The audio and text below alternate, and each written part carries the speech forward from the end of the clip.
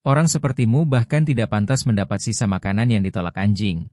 Teriak petugas keamanan sambil mendorong gadis kecil berusia 11 tahun itu menjauh dari pria di kursi roda. Tetapi kemudian terjadi sesuatu yang tak seorang pun duga. Anak kecil itu dengan gaun kuningnya yang kotor oleh tanah dan sweter merah rajutan yang sudah usang mengangkat jari gemetarnya menunjuk bros yang berkilau di kerah jas biru milik sang miliarder dan berkata dengan suara rapuh yang nyaris tenggelam. Oleh hiruk-pikuk jalan raya bahwa ibunya memiliki bros yang persis sama.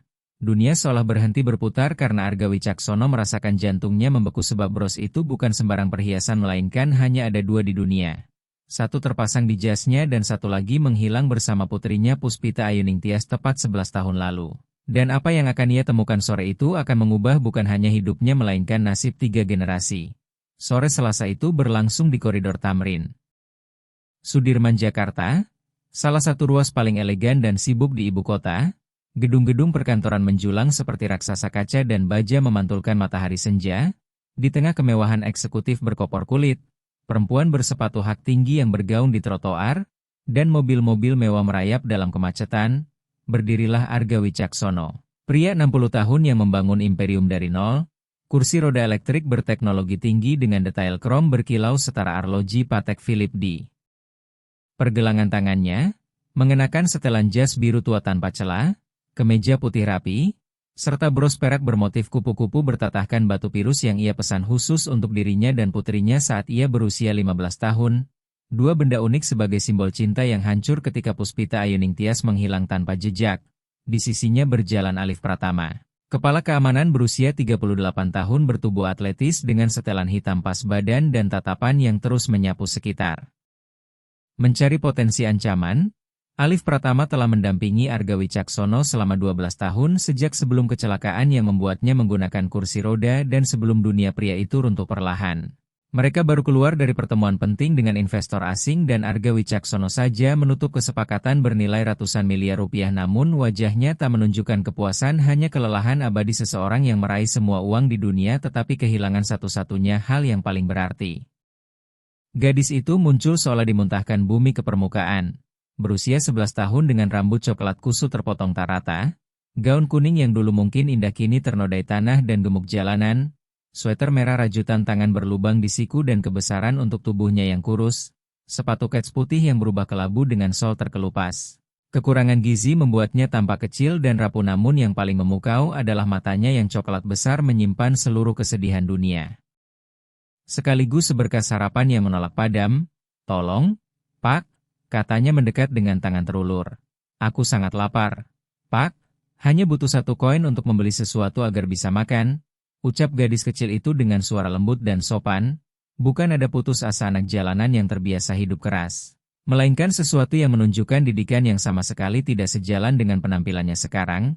Alif Pratama langsung bereaksi seperti anjing penjaga terlatih yang melindungi tuannya dari ancaman apapun meskipun ancaman itu hanyalah seorang anak yang bahkan tingginya belum 1 meter. Ia berdiri di antara Arga Wicaksono dan gadis kecil itu dengan gerakan kasar yang membuat beberapa orang yang lewat menoleh. "Pergi dari sini," katanya dengan suara berat yang sudah ribuan kali ia gunakan untuk mengintimidasi. "Jangan ganggu Pak Arga Wicaksono atau akibatnya bisa buruk." Gadis itu mundur selangkah karena takut tetapi tidak pergi. Ada sesuatu di matanya, sebuah keteguhan yang tidak wajar bagi anak seusianya. "Alif Pratama, tunggu," kata Arga Wicaksono sambil mengangkat tangan. Ada sesuatu pada gadis itu yang menarik perhatiannya, sesuatu yang terasa akrab namun tak bisa ia kenali. Mungkin cara gadis itu memiringkan kepala saat gugup atau mungkin karena selama 11 tahun ia melihat wajah putrinya di setiap anak perempuan di jalan, di setiap remaja yang berlari lewat, di setiap perempuan muda yang naik MRT. Ia telah menghabiskan miliaran rupiah untuk detektif swasta, memasang foto putrinya di semua surat kabar nasional dan menawarkan imbalan besar yang bisa mengubah hidup siapapun. Tetapi Puspita Ayuningtyas lenyap seperti asap tertiup angin. "Biarkan dia bicara," perintahnya dan Alif Pratama menurut meski keningnya berkerut merasa tuannya terlalu lembek. Gadis itu mendekat lagi kali ini dengan lebih percaya diri lalu menatap tajam bros di kerah jas Arga Wicaksono. Bros perak berkilau di bawah matahari sore dengan batu pirus membentuk kupu-kupu bergaya. "Ibuku punya bros yang persis sama," katanya sambil menunjuk dengan jari kotornya. Kata-kata itu keluar begitu polos dan alami hingga sesaat Arga Wicaksono merasa pasti ia salah dengar karena kebisingan lalu lintas begitu memekakan. Klakson tak henti-henti. Orang-orang berteriak ke ponsel mereka. Pedagang kaki lima menjajakan dagangan dengan suara keras. Namun gadis itu mengulanginya. Iya, Pak, ibuku punya yang sama persis. Katanya itu sangat istimewa karena hanya ada 2 di seluruh dunia. Waktu seolah berhenti. Arga Wicaksono merasa seperti sebilah pisau ditancapkan ke dadanya dan diputar perlahan. Wajahnya yang biasanya tenang dan terkendali setelah puluhan tahun memimpin perusahaan dan bernegosiasi dengan para pebisnis besar berubah pucat. Tangannya yang bertumpu di sandaran kursi roda elektrik mulai gemetar tak terkendali. Alif Pratama segera menyadarinya dan berjongkok di sampingnya. Pak Arga Wicaksono. Anda tidak apa-apa. Perlu obat? Tanyanya cemas mengira atasannya mengalami serangan kecemasan pasca kecelakaan, tetapi Arga Wicaksono tidak menjawab. Ia hanya menatap gadis itu dan mata yang kini ia lihat dengan jelas memiliki warna coklat madu yang sama dengan mata Puspita Ayuning Tias. Bentuk almond yang sama dan bulu mata panjang yang menyentuh pipi saat berkedip. Apa yang tadi kamu katakan? Tanya Arga Wicaksono dengan suara pecah. Gadis itu mundur setapak takut oleh intensitas reaksinya. Maaf, Pak, aku tidak bermaksud mengganggu. Aku hanya melihat bros itu dan teringat milik ibuku. Dia selalu memakainya dan bilang itu benda paling berharga karena ayahnya yang memberikannya.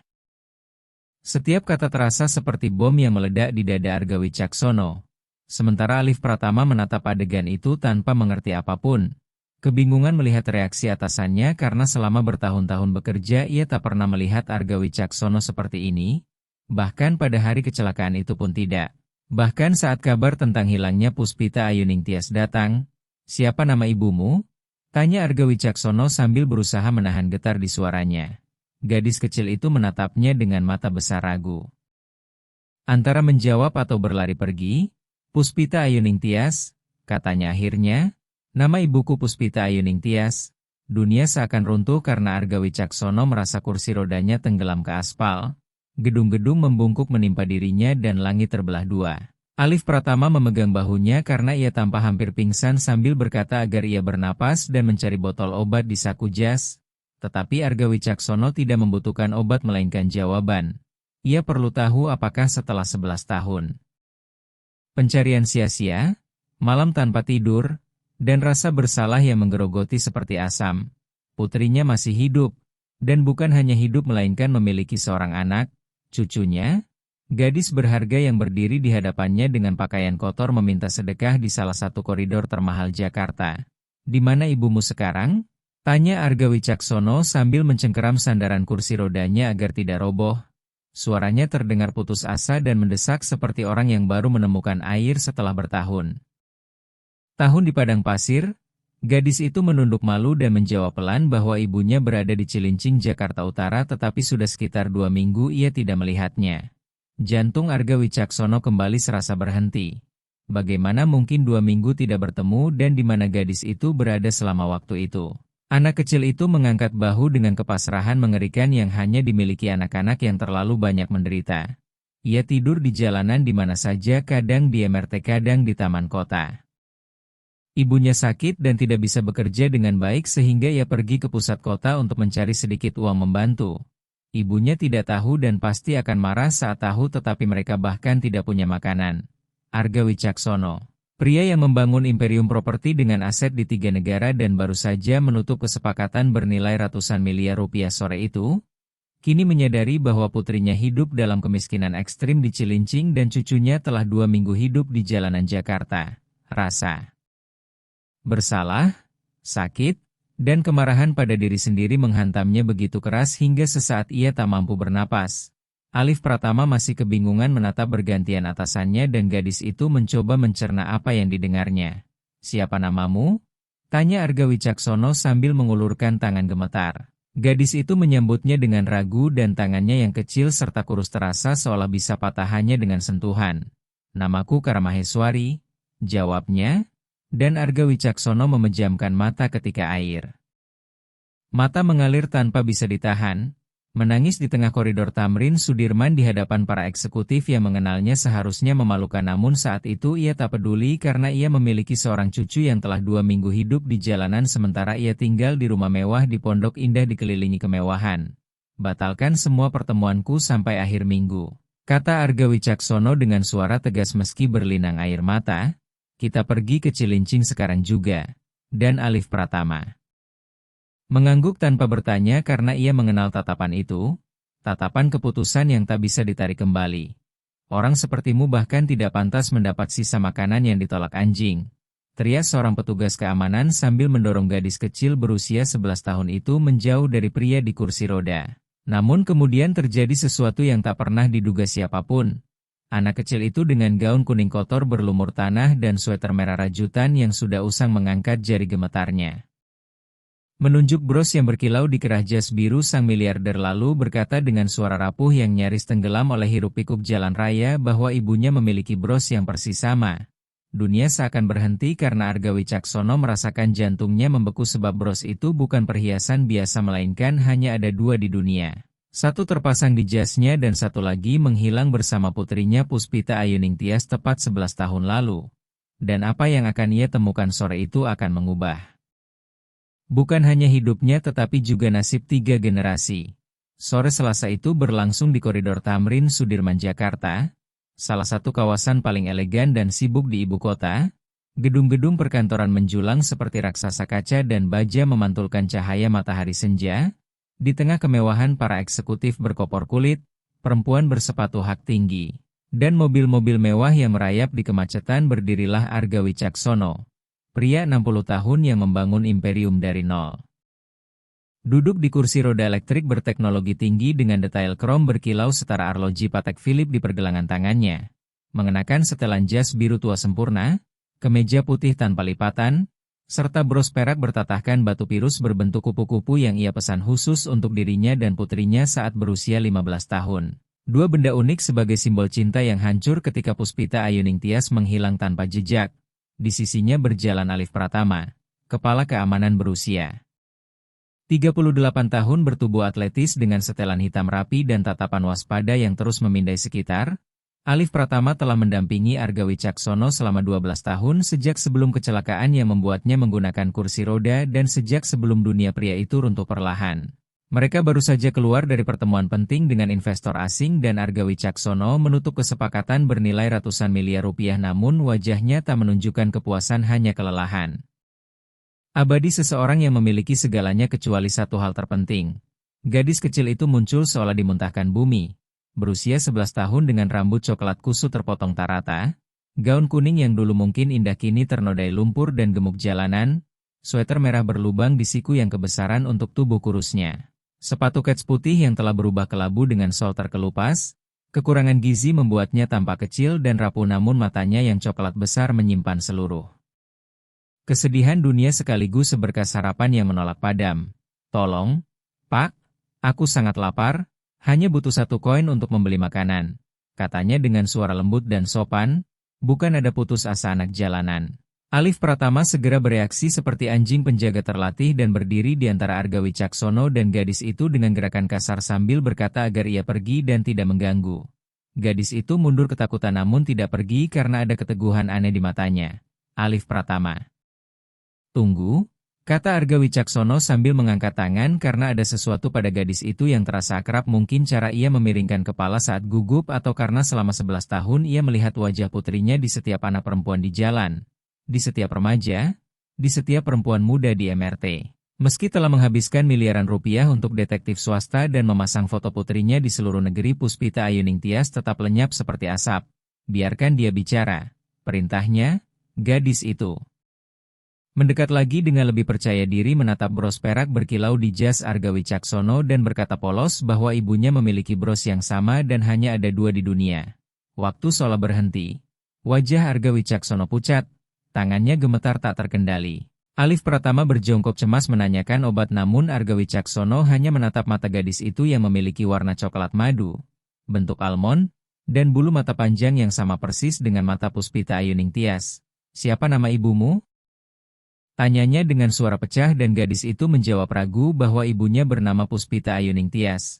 Dunia runtuh karena Arga Wicaksono merasa kursi rodanya tenggelam dan langit terbelah. Ia tidak membutuhkan obat melainkan jawaban apakah putrinya masih hidup dan memiliki seorang anak. Cucunya yang berdiri di hadapannya dengan pakaian kotor meminta sedekah di kawasan termahal Jakarta. "Di mana ibumu sekarang?" tanyanya putus asa dan gadis itu menunduk mengatakan ibunya berada di Cilincing, Jakarta Utara, namun sudah 2 minggu ia tidak bertemu. Ia tidur di jalanan, di MRT, di taman kota karena ibunya sakit dan tak bisa bekerja dan ia pergi ke pusat kota mencari uang tanpa sepengetahuan ibunya karena mereka bahkan tidak punya makanan. Arga Wicaksono yang membangun imperium properti di 3 negara dan baru menutup kesepakatan besar sore itu, kini mengetahui putrinya hidup dalam kemiskinan ekstrim dan cucunya 2 minggu hidup di jalanan Jakarta. Rasa bersalah menghantamnya hingga sulit bernapas. "Siapa namamu?" tanyanya sambil mengulurkan tangan gemetar dan gadis itu menjawab bahwa namanya Karamaheswari. Air mata mengalir di wajah Arga Wicaksono tanpa peduli tatapan para eksekutif karena ia memiliki seorang cucu yang hidup di jalanan sementara ia tinggal di rumah mewah Pondok Indah. "Batalkan semua pertemuan minggu ini. Kita ke Cilincing sekarang," katanya tegas dan Alif Pratama mengangguk. Arga Wicaksono lalu menggenggam tangan Karamaheswari dan meminta gadis itu membawanya ke ibunya sambil meyakinkan bahwa ia tidak akan memarahi. Sebuah van lapis baja hitam di bawah sopir, Alif Pratama membantu kursi roda naik. Karamaheswari menatap kagum kendaraan mewah itu dan duduk di samping Arga Wicaksono merasa aman untuk pertama kalinya setelah 2 minggu. Sepanjang perjalanan dari Tamrin, Sudirman ke Cilincing, Arga Wicaksono tak berhenti menatap wajah gadis itu melihat setiap gerak dan ekspresi yang mengingatkannya pada Puspita Ayuning Tias. Cara mengernyitkan hidung, menggigit bibir, memainkan rambut, semuanya sama? Ia bertanya dengan hati-hati dan gadis itu menjawab bahwa ibunya tak pernah membicarakan keluarga dan memilih menghilang. Dan saat mereka tiba di Cilincing perbedaan dengan pusat kota terasa seperti dua dunia, jalan berlubang, bangunan beton setengah jadi, kabel listrik menjuntai, pedagang kaki lima berteriak, anak-anak bermain bola. Van lapis baja itu menonjol mencolok sementara Alif Pratama tetap waspada dan Karamaheswari menunjukkan jalan hingga berhenti di sebuah gedung 3 lantai dengan cat merah muda pudar dan tangga besi berkarat tanpa lift. Arga Wicaksono menatap tangga dan kursi rodanya sementara Alif Pratama berkata ia bisa menggendongnya naik. "Bukan pertama kalinya," kata Alif Pratama. Lalu dengan perpaduan kekuatan fisik dan tekad ia mengangkat Arga Wicaksono menaiki tangga besi itu sementara sopir menyusul membawa kursi roda dari belakang. Karamaheswari berjalan di depan dengan langkah semakin gelisah semakin dekat mereka ke tujuan sambil berulang kali berkata dengan suara bergetar bahwa ibunya tidak tahu ia pergi ke pusat kota dan pasti akan memarahinya habis-habisan. Koridor lantai 2 berbau makanan sisa yang dipanaskan ulang dan lembab. Pakaian tergantung di tali yang membentang dari satu sisi ke sisi lain. Musik dangdut terdengar dari salah satu unit, bayi menangis di unit lain. Karamaheswari berhenti di depan pintu hijau dengan cat mengelupas dan angka 23 yang nyaris tak terlihat lalu mengetuk pelan sambil memanggil ibunya dan ketika tak ada jawaban ia mengetuk lagi lebih keras sambil memohon agar pintu dibuka karena ia membawa seseorang. Terdengar langkah pelan dari dalam disusul bunyi beberapa kunci dibuka dan akhirnya pintu terbuka hanya beberapa sentimeter. Suara lemah penuh tangis dan kekhawatiran terdengar menanyakan di mana Karamaheswari berada selama 2 minggu terakhir dan mengatakan bahwa ia mencarinya kemana-mana karena mengira sesuatu yang buruk telah terjadi. Suara itu akan dikenali Arga Wicaksono dimanapun di dunia karena itu adalah suara Puspita Ayuning Tias. Putrinya, lebih dewasa namun tak keliru lagi. Pintu terbuka sepenuhnya dan tampaklah Puspita Ayuning Tias yang menghilang sejak usia 17 tahun dan kini berusia 28, tubuhnya jauh lebih kurus dari yang diingat Arga Wicaksono dengan lingkar mata gelap akibat malam tanpa tidur dan kekhawatiran berkepanjangan. Rambut yang dulu panjang dan berkilau kini diikat seadanya dengan beberapa uban prematur menyelip di antara helai coklat. Ia mengenakan celana jeans pudar dan kaos putih bernoda, bertelanjang kaki dengan telapak penuh kapalan dan bekas luka akibat bekerja terlalu keras terlalu lama. Namun, mata yang selama 11 tahun muncul dalam mimpi Arga Wicaksono, tetap sama. Dan ketika mata itu akhirnya jatuh padanya saat Puspita Ayuning Tias melihatnya duduk di kursi roda dengan Alif Pratama menopang di sampingnya. Dunia seolah berhenti. Wajah Puspita Ayuning Tias pucat seketika. Kakinya goyah hingga ia harus berpegangan pada kusen pintu agar tidak jatuh. Ia tidak berbisik melainkan tergagap berkata bahwa ini tidak mungkin dan tidak sedang terjadi sambil terisak dan hiperventilasi. Bertanya pada Karamaheswari apa yang telah ia lakukan dan mengapa membawa pria itu ke sini. Gadis kecil itu ikut menangis ketakutan dan menjelaskan terputus-putus bahwa ia hanya melihat bros itu dan berpikir mungkin pria itu bisa membantu mereka. Puspita Ayu Ningtyas jatuh berlutut di lantai koridor menutupi wajahnya dengan kedua tangan sambil terisak begitu pilu hingga Alif Pratama yang terbiasa menjaga sikap profesional pun merasakan tenggorokan tercekat. Arga Wicaksono memberi isyarat dan Alif Pratama segera mengerti lalu dengan hati-hati membawanya mendekat dan mendudukannya di lantai di samping Puspita Ayu Ningtyas. Sesuatu yang sama sekali tidak pantas bagi posisinya namun saat itu menjadi satu-satunya hal yang penting. Puspita Ayu Ningtyas, kata Arga Wicaksono dengan suara pecah sambil mengulurkan tangan gemetar ke arah putrinya dan memanggilnya dengan sebutan penuh kasih. Tetapi ia mundur menjauh merayap ke belakang seperti hewan terluka sambil berkata agar tidak dipanggil. Demikian karena hak itu telah hilang 11 tahun lalu. Air mata mengalir membentuk jejak bersih di pipinya yang kotor ketika ia mengatakan bahwa Arga Wicaksono tidak mengerti. Tidak seharusnya berada di sini karena berbahaya dan harus pergi.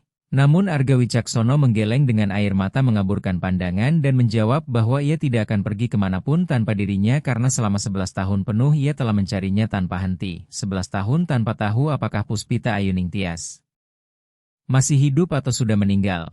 11 tahun menyalahkan diri sendiri atas segalanya. Puspita Ayu Ningtyas tertawa pahit dengan suara yang sama sekali tidak mengandung kegembiraan dan berkata bahwa bukan Arga Wicaksono yang harus menyalahkan diri karena justru dirinya yang menghancurkan segalanya dan harus melarikan diri karena terlalu bodoh dan naif. Para tetangga mulai mengintip dari balik pintu dengan rasa ingin tahu terhadap keributan itu. Alif Pratama yang sadar bahwa mereka menarik terlalu banyak perhatian menyarankan agar mereka masuk ke dalam rumah. Puspita Ayu Ningtyas mengangguk lemah dan mereka semua masuk ke ruang sempit yang ia sebut rumah.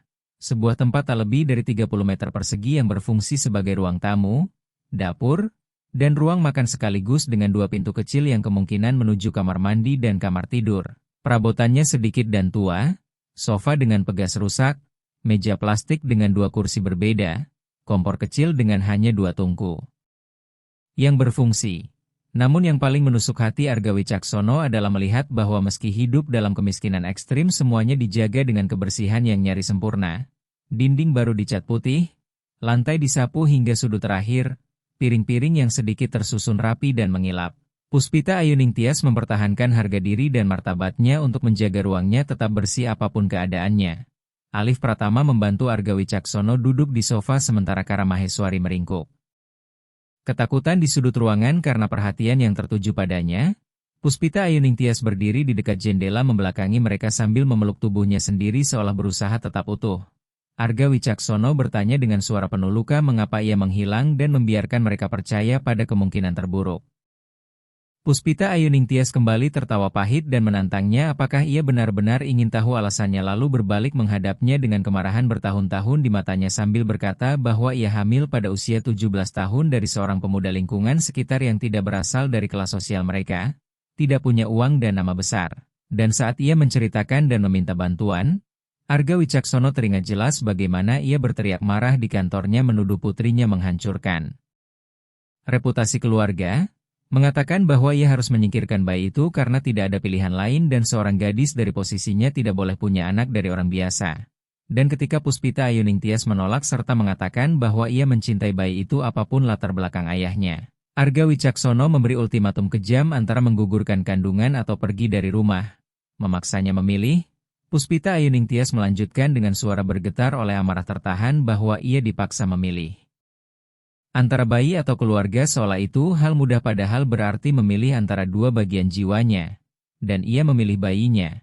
Ia memilih Karamaheswari.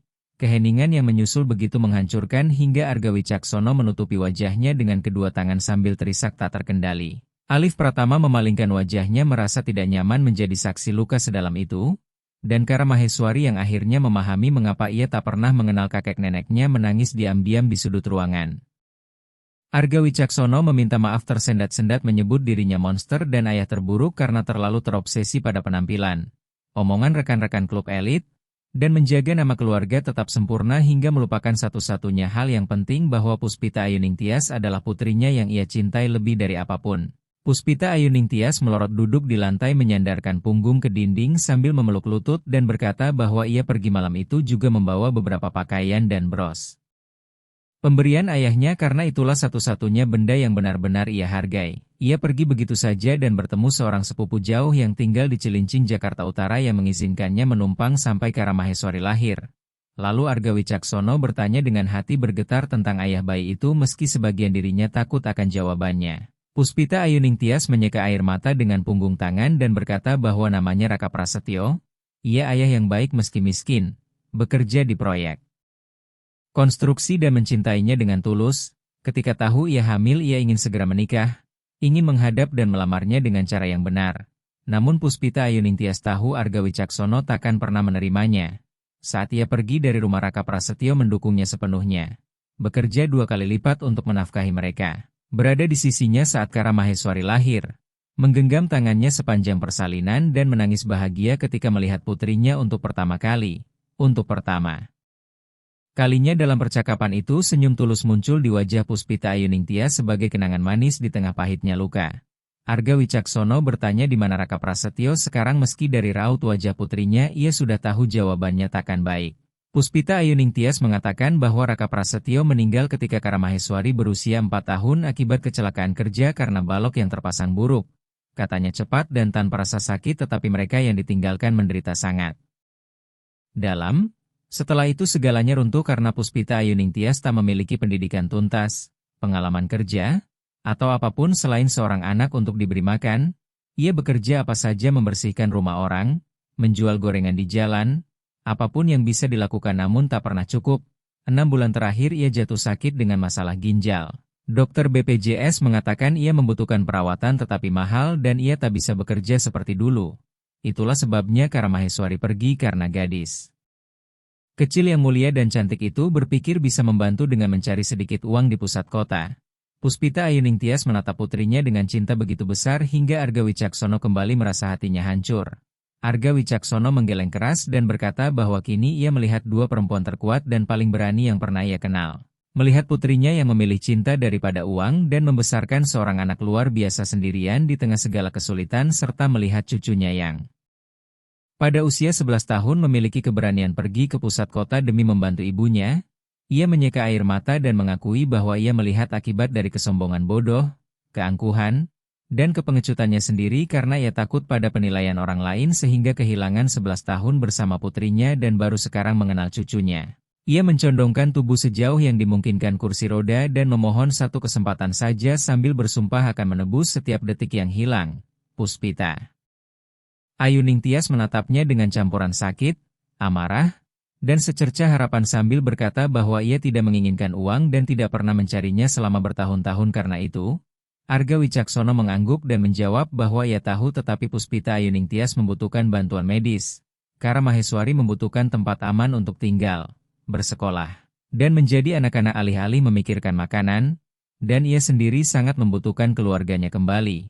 Setelah terdiam sejenak, Arga Wicaksono menambahkan bahwa ibunya telah meninggal 4 tahun lalu karena kanker dan salah satu keinginan terakhirnya adalah bertemu kembali dengan Puspita Ayuning Tias serta meminta maaf karena tidak membelanya malam itu dan tidak cukup kuat melawan dirinya. Puspita Ayuning Tias terisak mendengar hal itu dan berkata bahwa ibunya selalu lemah hati dan selalu menuruti Arga Wicaksono, sesuatu yang perlahan membunuhnya dari dalam. Ia menghabiskan bulan-bulan terakhir hidupnya memohon agar aku menemukanmu dan membawamu pulang. Tetapi saat itu aku sudah menghabiskan miliaran rupiah untuk detektif swasta dan semuanya gagal karena kamu seperti hantu.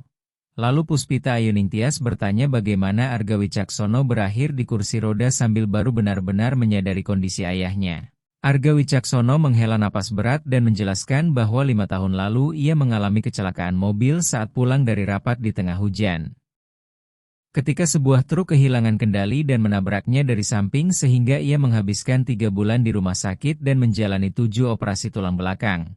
Para dokter mengatakan ia beruntung selamat, namun ia tidak merasa beruntung melainkan merasa dihukum karena kehilangan putrinya akibat kebodohannya sendiri dan kini bahkan tak mampu berjalan untuk mencarinya. Alif Pratama yang sejak tadi diam berdehem pelan meminta izin lalu berkata bahwa setelah kecelakaan itu ia melihat Arga Wicaksono jatuh ke dalam depresi berat, berhenti makan, berhenti tidur, meninggalkan bisnis, dan seluruh imperium yang dibangun nyaris runtuh. Baru ketika Arga Wicaksono memutuskan harus tetap kuat jika suatu hari Puspita Ayuning Tias kembali barulah ia mulai bangkit. Puspita Ayuning Tias memandang ayahnya dengan mata baru melihat untuk pertama kalinya dalam 11 tahun bukan monster yang mengusirnya dari rumah melainkan seorang pria yang hancur dan hidup dengan konsekuensi keputusannya. Iya. Bertanya dengan suara kecil apakah ayahnya benar-benar mencarinya selama ini dan Arga Wicaksono mengangguk sambil mengatakan bahwa ia menghabiskan hampir miliaran rupiah untuk detektif swasta.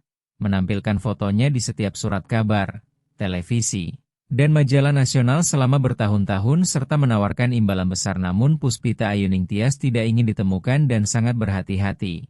Puspita Ayuning Tias tertawa tanpa humor dan mengaku mengganti nama keluarga di semua dokumen. Bekerja hanya demi uang, dan berpindah tempat setiap tahun karena takut Arga Wicaksono akan mengambil Karamaheswari darinya atau menyebutnya tidak layak menjadi ibu hanya karena memilih hidup miskin. Arga Wicaksono menegaskan dengan suara mantap meski berlinang air mata bahwa ia tidak akan pernah melakukan itu dan tidak akan mengulangi kesalahan memaksa putrinya memilih antara bayi dan keluarga. Ia menyeka wajah dengan sapu tangan yang diberikan diam-diam oleh Alif Pratama lalu mengatakan bahwa ia juga tidak bisa pergi dan membiarkan mereka hidup seperti ini mengetahui putrinya sakit dan cucunya tidur di jalanan karena itu akan menghancurkannya dari dalam. Karamaheswari yang sejak tadi menyaksikan semuanya dalam diam akhirnya berdiri dan melangkah mendekati kakeknya lalu berhenti di depannya menatap dengan mata besar yang kini Arga Wicaksono tahu diwarisi langsung dari ibunya dan bertanya dengan suara gemetar apakah ia benar-benar kakeknya dan apakah ia sungguh tidak akan memisahkannya dari ibunya. Arga Wicaksono menggeleng tegas sambil berkata tidak pernah, tidak akan pernah. Karamaheswari mendekat lagi dan dengan keberanian yang melampaui usianya memeluk Arga Wicaksono. Awalnya ragu lalu mencengkeramnya seakan berpegangan pada papan keselamatan di tengah badai.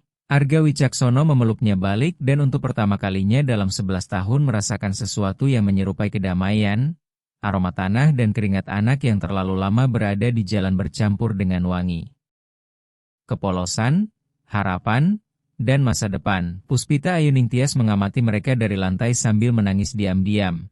Menyaksikan ayahnya akhirnya mengenal cucunya dan merasakan bagaimana 11 tahun luka perlahan mulai sembuh meski hanya sedikit. Ibu, kata Karamaheswari tanpa melepaskan pelukan dari kakeknya, bolehkah kita memberi dia satu kesempatan? Tolong. Aku lelah selalu lapar dan aku lelah melihat ibu sakit tanpa bisa membantu. Kata-kata itu akhirnya meruntuhkan pertahanan Puspita Ayuning Tias. Baik, bisiknya, baik, kita bisa mencoba. Arga Wicaksono memejamkan mata mengucap syukur dalam hati kepada Tuhan yang sudah lama ia tinggalkan namun Puspita Ayuning Tias segera menambahkan dengan syarat sambil bangkit perlahan. Arga Wicaksono menyatakan siap menerima syarat apapun. Puspita Ayuning Tias menarik napas dalam-dalam lalu berkata bahwa syarat pertama adalah tidak ada kebohongan. Jika berjanji harus ditepati dan jika tidak mampu maka jangan berjanji. Cukup sudah janji. Kosong seperti saat kecil dulu ketika Arga Wicaksono selalu berkata akan datang ke resital piano tetapi tak pernah hadir karena rapat yang lebih penting. Setiap kata terasa seperti cambukan namun Arga Wicaksono menerimanya dan berjanji dengan sungguh-sungguh. Syarat kedua adalah membangun semuanya perlahan tanpa berpura-pura bahwa 11 tahun terakhir tidak pernah ada karena mereka perlu saling mengenal kembali sebagai orang-orang yang kini telah berubah. Arga Wicaksono setuju sepenuhnya. Puspita Ayuning Tias menggigit bibir lalu menyampaikan syarat ketiga agar Arga Wicaksono tidak pernah lagi menempatkan kebanggaan, reputasi, atau bisnis di atas keluarga karena itulah yang menghancurkan mereka dulu. Ia terlalu terobsesi menjadi pengusaha paling sukses dan nama paling terhormat hingga lupa bahwa ia punya seorang anak yang membutuhkan ayahnya. Itu yang paling menyakitkan namun Arga Wicaksono tahu setiap kata benar dan bersumpah demi kenangan ibunya dan hidupnya sendiri bahwa keluarga akan selalu menjadi yang utama. Puspita Ayuning Tias mengangguk sambil menyeka air mata lalu menambahkan syarat keempat bahwa ia harus mempertahankan kemandiriannya. Ia tidak ingin disokong begitu saja melainkan bekerja dan berguna agar Karamaheswari melihat ibunya kuat dan mampu. Jadi bantuan harus diberikan dengan cara yang menjaga martabatnya. Arga Wicaksono berpikir sejenak lalu bertanya apa yang ia pelajari sebelum pergi. Puspita Ayuning Tias terkejut dan menjawab manajemen bisnis dan ia baru saja masuk universitas ketika semuanya terjadi. Arga Wicaksono mengangguk dan berkata bahwa ia memiliki 12 perusahaan yang semuanya membutuhkan administrator kompeten. Puspita Ayuning Tias akan menyelesaikan kuliahnya dengan semua biaya ditanggung dan setelah lulus ia akan mendapat posisi nyata dengan gaji nyata bukan karena ia putrinya, melainkan karena ia memenuhi kualifikasi. Mata Puspita Ayuning Tias berbinar untuk pertama kalinya dengan harapan yang nyata dan bertanya apakah itu sungguh-sungguh. Arga Wicaksono mengangguk mantap dan menambahkan bahwa selama kuliah mereka akan tinggal di salah satu propertinya berupa rumah sederhana di lingkungan tenang dengan sewa simbolis jika itu membuatnya tetap merasa mandiri. Karena Maheswari akan bersekolah di sekolah yang baik, Puspita Ayuning Tias akan menerima perawatan medis yang dibutuhkan, dan mereka semua akan mengambil waktu yang diperlukan untuk sembuh. Puspita Ayuning Tias menatapnya lama mencari tanda kebohongan atau manipulasi dari pria yang dulu memaksanya memilih antara bayi dan keluarga. Tetapi yang ia lihat adalah pria yang hancur dan kehilangan segalanya serta kini diberi kesempatan kedua yang mungkin tak pantas ia dapatkan namun rela melakukan apapun untuk tidak menyia-nyiakannya. Baik, katanya akhirnya. Kita coba, tetapi pada tanda pertama bahwa kamu kembali menjadi pria yang dulu. Pada saat aku merasakan bahwa kesombonganmu lebih penting daripada kami akan pergi dan kali ini kamu tidak akan pernah menemukan kami lagi, kata Puspita Ayuning Tias.